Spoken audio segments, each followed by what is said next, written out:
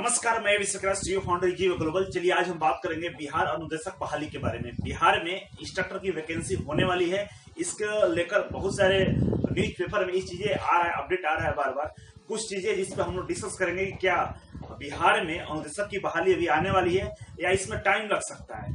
जिस तरह से पेपर में और दैनिक भास्कर, दैनिक जागरण इत्यादि में जो न्यूज आ रहा है उसके बारे में थोड़ा सा चर्चा करेंगे आप लोगों से कि बिहार अनुदेशक बहाली में कितना विलंब हो सकता है। तो मैं बता दूं कि अगर अभी तक मेरा फेसबुक ग्रुप आपने ज्वाइन नहीं किया है तो जल्दी से ज्वाइन कर लीजिए। इस फेसबुक ग्रुप में 1,05,000 मेंबर हो गए जो कि आपस में डिस्कस करते हैं बहुत सारे जॉब से लेकर, बहुत सारे करियर ऑप्शन से लेकर, बहुत सारे प्राइवेट कंपनी आती है प्लेसमेंट के लिए, उसका भी जानकारी आपको यहाँ मिल जाएगा। इसके अलावा आपके पास कोई डाउट होगा, कोई प्रश्न होगा जो जानना चाहते होंगे ITI से संबंधित, तो आपको इस प्रश्न का आंसर मेरे अलावा इससे हजारों बच्चे जो आपको रिप्लाई करेंगे। तो डिस्क्रिप्शन बॉक्स चेक कीजिए और यहाँ से डायरेक्टली मेरा फेसबुक ग्रुप ज्वाइन कर सकते हैं। तो चलिए हम बात कर रहे थे बिहार अनुदेशक बहाली के बारे में।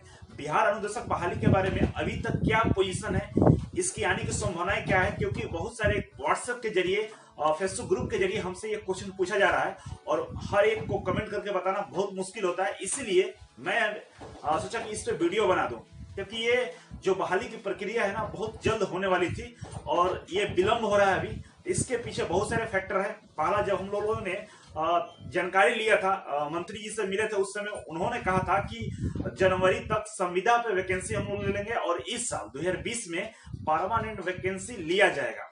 ये ऐसा उन्होंने बोला था, लेकिन ऐसा कुछ नहीं हुआ। संविदा पर जो वैकेंसी आने की बात हो रही थी वो भी नहीं हुआ और परमानेंट के लिए भी कोई नोटिफिकेशन नहीं आया।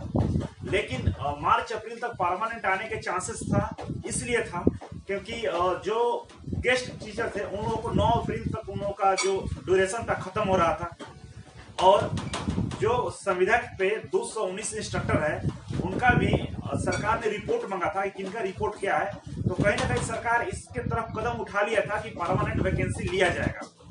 मैंने ऐसे भी बहुत सारे जो सर लोग हैं जो डिपार्टमेंट में कुछ जान पहचान के मेरे करीबी हैं उनसे भी मैंने बात किया।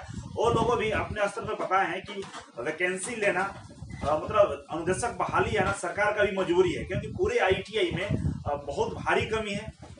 अभी भी अगर गेस्ट फैकल्टी की बात करें तो केवल 900 के आसपास बचे हुए हैं, जबकि टोटल सीटों की संख्या बात करें 2400 इंस्ट्रक्टर की जरूरी है।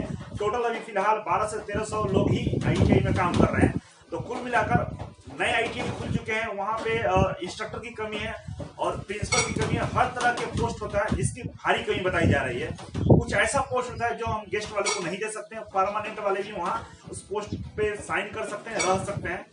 तो कुल मिलाकर सरकार के पास भी मजबूरी है कि वैकेंसी लेना चाहिए और इसके लिए सरकार ने बहुत बार प्रयास। अनुदेशक बहाली बिहार स्टाफ सिलेक्शन कमीशन की तरफ से नोटिफिकेशन जारी कर लिया जाता है। पिछले साल मिनिस्ट्री ऑफ लेबर डिपार्टमेंट ने नोटिफिकेशन निकालने के लिए अपना जो भी रिक्वायरमेंट था वो बिहार स्टाफ सिलेक्शन कमीशन को दिया था, लेकिन जो आरक्षण की कैटेगरिया थी जिसमें 10% आरक्षण जो जनरल कैटेगरी में आर्थिक रूप से कमजोर है उनको दिया जाना था, उसके लेकर वो वापस हो गया था। इसके वजह से वो वैकेंसी डिले हो गया था और इसमें फिर गेस्ट जो टीचर्स थे उनको रखा गया था। इसके बाद वो सारा प्रक्रिया पूरा हो गया है और फिर से ministry of labour department Bihar ने बिहार SSC को अपना रिक्रूटमेंट दे दिया है सुधार कर और वैकेंसी की प्रक्रिया शुरू है।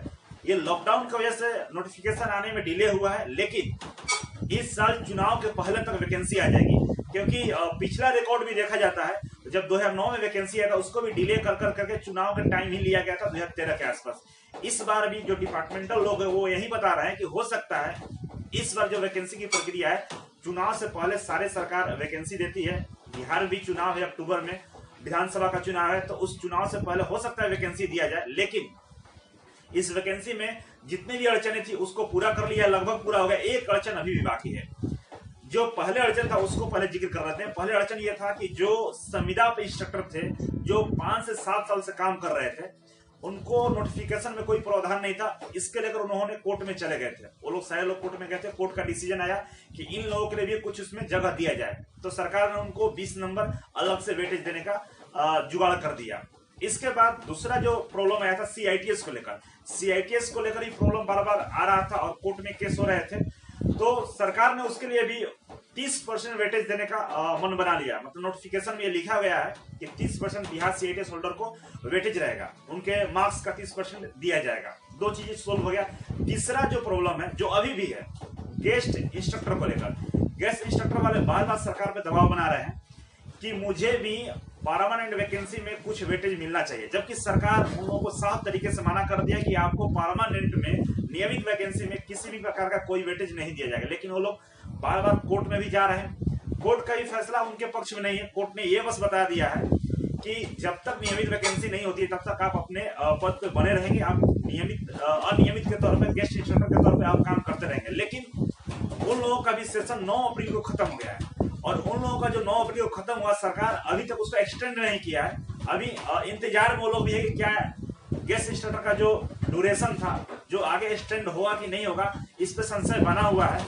और सरकार का जो मन है, जो नियम है, नियम के तहत उन लोगों का जो कोई भी अगर दावे करता है कि नियमित वैकेंसी में उनको वरीयता दिया जाए, तो ऐसा कोई नियमावली में नहीं है। उन लोगों का जब रिक्वायरमेंट भी हुआ था, उन लोगों का नौकरी भी दिया गया था कि एज ए गेस्ट इंस्ट्रक्टर, उसमें भी साफ लिखा था कि आप लोग किसी भी प्रकार का नियमित बहाली के लिए दबाव नहीं बना सकते हैं। नियमित बहाली में आप लोग अपना वरीयता के लिए, वेटेज के लिए कोई भी क्लेम नहीं कर सकते इत्यादि लिखा गया। लेकिन वो लोग भी अपने हक के लिए लड़ाई लड़ रहे हैं, कोर्ट जा रहे हैं। तो हो सकता है अगर वैकेंसी रुकती है, आने के बाद अगर उस पर स्टे लगता है, तो एक वजह रहेगा कि गेस्ट इंस्ट्रक्टर। बाकी सारे दिनों में बिहार में अनुदेशक की एक बहुत बड़ी बहाली आ सकती है, जिसमें CITS करने वालों को मौका मिल सकता है। तो इसलिए आप लोगों से रिक्वेस्ट है कि पढ़ाई जारी रखें और बिहार अनुदेशक बहाली में जो क्वेश्चंस आते हैं वो बिल्कुल 100% ट्रेड से रहते हैं। 100 क्वेश्चंस आते हैं, 100 क्वेश्चन ट्रेड से होते हैं। ये मैं पिछले वाला रिकॉर्ड के बेसिस पर बोल रहा हूँ। 2013 में जो बहाली हुई थी उसमें जो क्वेश्चंस आए थे वो 100% उसी ट्रेड का था जिस ट्रेड से आपने ITI किया या बीटेक किया, डिप्लोमा किया, जिस ट्रेड के लिए आपने अप्लाई किया उसी ट्रेड से पूछा गया था। तो कुल मिलाकर पिछले रिकॉर्ड की हम बात करें, लेकिन सारा चीज चेंज हो चुका है। पहले जो चीजें था अभी भी चेंज कर दिया गया है। और इस बार नियमावली में यह स्पष्ट नहीं है कि जो प्रश्न आपसे पूछे जाएंगे उसका लेवल क्या रहेगा, उसका सिलेबस क्या रहेगा। लेकिन प्रीवियस ईयर का जो रिकॉर्ड रहा है उसके अकॉर्डिंग मैं बता रहा हूँ, ये चेंज भी हो सकता है। पेपर का बहुत सारा कटिंग आपको स्क्रीन पर दिख रहा होगा, जो पिछले दिनों का है। मेरे व्हाट्सएप ग्रुप में व्हाट्सएप पे कुछ लोगों ने भेजा था और इसमें ये पेपर का जो कटिंग है 20 अप्रैल का है। पेपर कौन सा पेपर है, न्यूज पेपर, ये तो नहीं पता है मुझे। लेकिन इसमें जो लिखा गया है कि इसमें 30% जो CITS का वेटेज है उसका भी जिक्र है और संविदा पे जो काम कर रहे हैं इंस्ट्रक्टर उनका भी जिक्र है।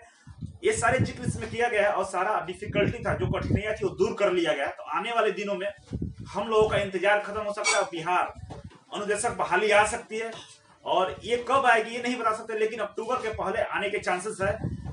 कुछ भी हो जाए 1 से 2 साल के अंदर में 2021 तक तो किसी भी हालत में बिहार सरकार ये इसको लेना ही पड़ेगा, क्योंकि नॉर्म और कंडीशन के अनुसार ये प्रयास कर रही है। बिहार सरकार ऐसा नहीं कि बैठे हैं, प्रयास किया है, बहुत बार नोटिफिकेशन आया, लेकिन ऐसे अड़चने आ गई जिसकी वजह से रुका हुआ है। लेकिन आप लोग अपना पेशेंस बनाए रखें, वैकेंसी आएगी। और जो CITS का वेटेज था वो नियमावली 2018 में स्पष्ट तौर पर लिखा हुआ है, मिलेगा नहीं मिलेगा इसके बाद हम लोग जो भी कार्रवाई करना होगा, जो भी अपना एक्शन लेना होगा CITS को लेकर वो लिया जाएगा। लेकिन फिलहाल वेट एंड वॉच की स्थिति है कि आप इंतजार कीजिए। जब तक नोटिफिकेशन नहीं आता है और क्लैरिटी नहीं मेंटेन होती है तब तक इस पर किसी भी प्रकार का कोई भी एक्शन लेना, किसी भी तरह के अफवाहों पर ध्यान देंगे वो गलत है। तो इंतजार करना ज्यादा बेटर रहेगा। और जो वैकेंसी है वो स्पष्ट तौर पर आ सकती है, इसीलिए इंतजार कीजिए। और CITS की है तो सबसे पहली बात एक्सपीरियंस सर्टिफिकेट को अगर नहीं बनाया है तो बनवा लीजिए। ITI के लिए 3 साल रहेगा, डिप्लोमा के लिए 2 साल और बीटेक के लिए 1 साल रहेगा। जो भी एक्सपीरियंस रहेगा वो किसी ITI से रहेगा और रिलेवेंट ट्रेड से रहेगा। जिस ट्रेड से आपने ITI किया उस ट्रेड का अगर वहां पे वो चीजें हैं तो आपको एक्सपीरियंस माना जाएगा, नहीं तो नहीं माना जाएगा। इसके अलावा कारखाना अधिनियम 1948 के तहत जितने भी लघु उद्योग और भारी उद्योग है उससे भी एक्सपीरियंस ले सकते हैं। मतलब वहां काम कर रहे हैं तभी एक्सपीरियंस। फ्रॉड तरह के अगर एक्सपीरियंस लेंगे आप तो वो आप फंस जाएंगे, मान्य नहीं होगा। इसलिए जो भी एक्सपीरियंस लीजिएगा आप वहां पे काम करके अच्छे से कि आपको वहां पे कोई प्रॉब्लम ना हो।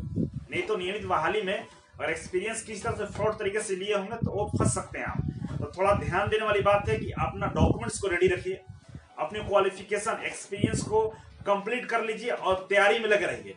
क्योंकि 1 साल आपने CITS में टाइम दिया है और आने वाले दिनों में आपने वैकेंसी के लिए इंतजार करें। तो आपको चाहिए कि इसके लिए थोड़ा सा केयरफुल रहें और अच्छे से तैयारी में लगे रहें।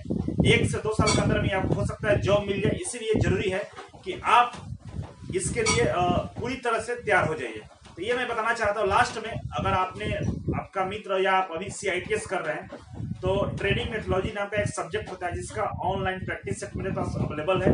इसका कुछ वीडियो भी है जिसके माध्यम से आप प्रैक्टिस कर सकते हैं, और ट्रेनिंग मेथोलॉजी में लेसन प्लान, डेमोन्स्ट्रेशन प्लान आता है, उसका भी आप अच्छे से तैयारी कर सकते हैं। चलिए कमेंट बॉक्स में कमेंट लिखिए, इसके रिगार्डिंग कोई भी जानकारी लेना चाहते हैं तो आप कमेंट बॉक्स में कमेंट कर सकते हैं, और जितना पॉसिबल होगा आपके कमेंट का रिप्लाई करेंगे। नहीं तो बहुत सारा कमेंट्स और एक तरह का होगा तो मैं इस पर वीडियो जरूर बनाऊंगा।